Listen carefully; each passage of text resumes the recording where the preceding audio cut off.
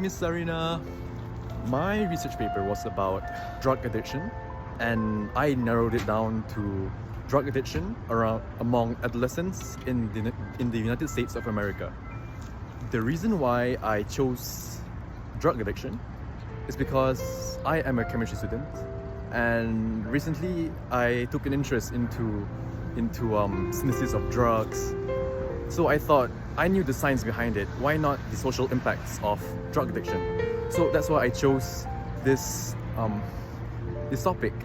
So furthermore, onto the analysis of my research journey, I've learned a lot of tons of valuable information. Like one of them is about citations. And for example, I've learned about the types of citations, which is information prominence, author prominence, and chronological prominence. And another thing I've learned a lot in this research journey was about references, which is my reference list. Because usually before this, I never really pay attention to my reference list, and I just cite because I have this pride of a global studies student. So I'm like, references easy, And then when I sent in the draft and I got it back, I'm like, oh wow, I was dumbfounded with all my plethora of mistakes that you, Miss, pointed out. So because of you, Miss, now I am extra careful when doing my references. And then on towards my evaluation. So creating a research paper out of thin air, learning the skills to write a research paper was not an easy feat at all. But it is sure extremely valuable to me and for my future when I'll be doing my bachelor's degree in Monash. And the degree I'll be doing is applied data science. So I'm not sure if these research skills would be beneficial to me in that specific field of study. But if and when the time comes, I'm sure the skill of doing a research paper, I'll be confident, the chest out, to be able to create a decent, high quality research paper. Some lessons that I learned from that process was actually about the concept of causality, or cause and effect, where it was about my procrastination. Because I don't know why I thought like, if I don't do anything, it'll somehow write it down by itself, which it didn't. So when I procrastinated, I realized that nothing happened.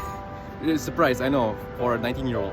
But that made me realize that I had to reconsider my time management and task management abilities, and that put me into a test, and thankfully I made it through. So if I were to redo this research paper journey ever again, what I would do differently is that I would create a very strict to-do list with very specific actions. Because what causes my procrastination isn't because of my lack of willpower, but it's because of my lack of direction and lack of clarity. And during the draft stage, it was a bit hard for me to actually write down my essay, because I found that I'm very structured when I write. I would write down everything like an equation, so it's very like teal structure, very teal, like T, what is T? Oh my god, what's E? What's L? I always ask Miss Sarina about like, is this okay? Is this okay? So, and I had this problem since semester 1. And my past teacher, Miss Aish, will always tell me, don't be so strict, just like free flow. And Miss Sarina was like, Miss Sarina is very also the same way, don't be so strict, and just write down and be right with the flow. So I think I improved on that,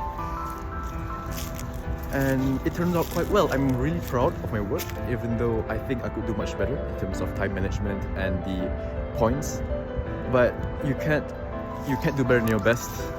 And yeah, that is my video reflection on my research paper.